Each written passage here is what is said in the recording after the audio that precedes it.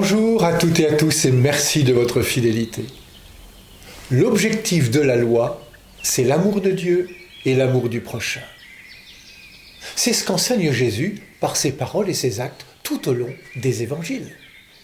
La vie, la nôtre, celle des autres, celle du monde, n'a de sens que dans l'amour. Il n'y a rien de plus beau que de se savoir aimer et capable d'aimer. Et Jésus accomplit et réalise pleinement ce chemin d'amour. Comme l'écrivait un disciple de saint Ignace de Loyola, fondateur des Jésuites, la loi n'est sage que parce qu'elle mène au Christ. Toute religion n'est digne que dans la mesure où elle nous conduit à Dieu.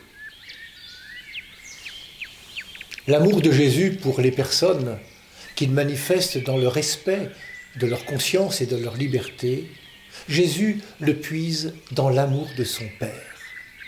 Il est Fils, bien-aimé du Père. À sa suite, apprenons à aimer, non pas avec des paroles et des beaux discours, mais en actes et en vérité. L'hypocrisie que Jésus dénonce est l'ennemi de l'amour.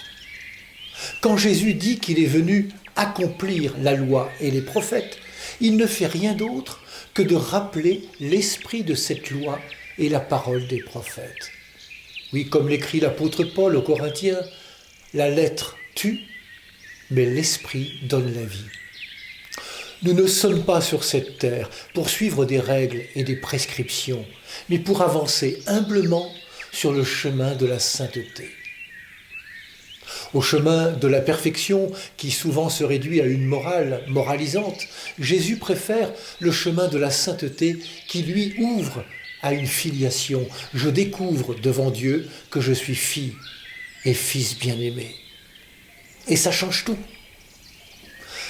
Bonne marche vers Pâques à toutes et à tous.